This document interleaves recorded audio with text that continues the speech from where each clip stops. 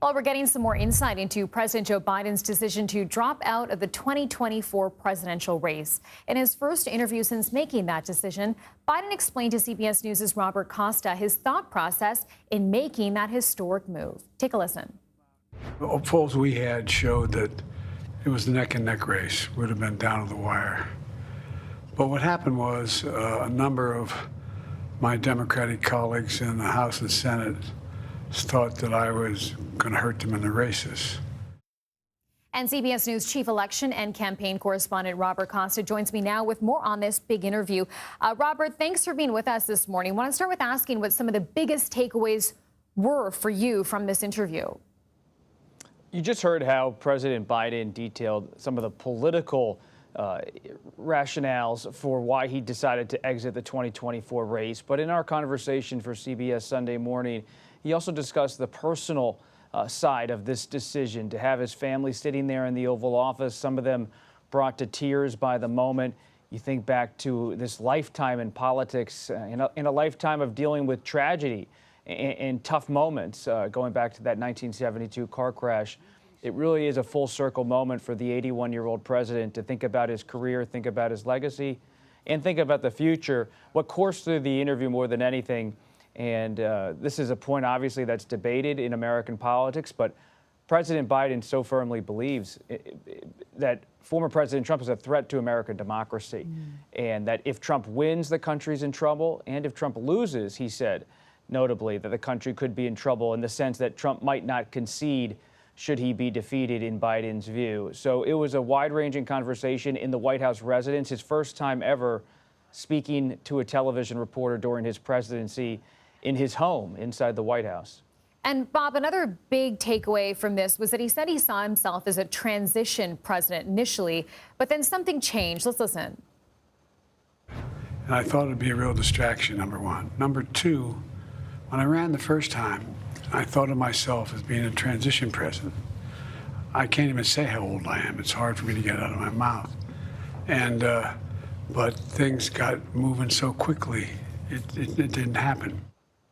So I'm just wondering, Bob, when you listened to that, did it seem like he believed stepping down was the right choice, or was he sort of forced into it at the end?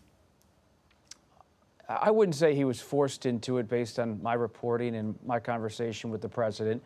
It was a decision he made in consultation with his family and his advisors. At the same time, there is this ambition that simmers barely beneath the surface when it comes to President Biden. It's evident, based on my conversations with his closest advisors, that he did want a second term. That's why he was running for re-election. It's an obvious thing in some ways.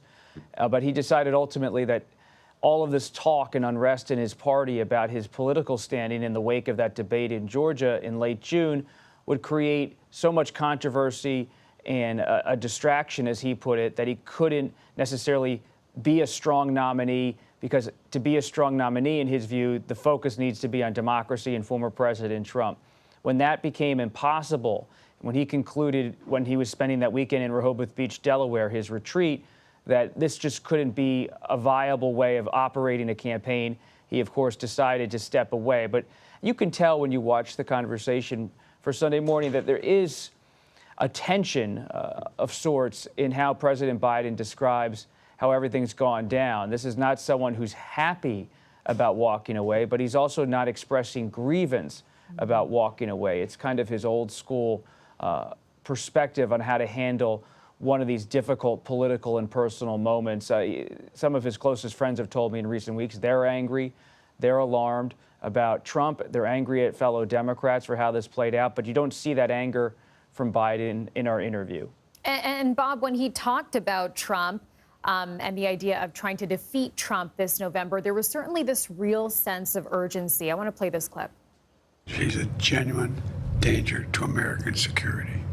Look, we're at an inflection point in world history. We really are. The decisions we make in the last 3-4 years and the next 3 or 4 years are going to determine what the next 6 decades look like.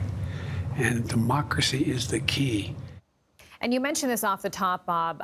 One of the biggest takeaways for you was this piece of the conversation. Give us a bit more insight into what Biden was really articulating here.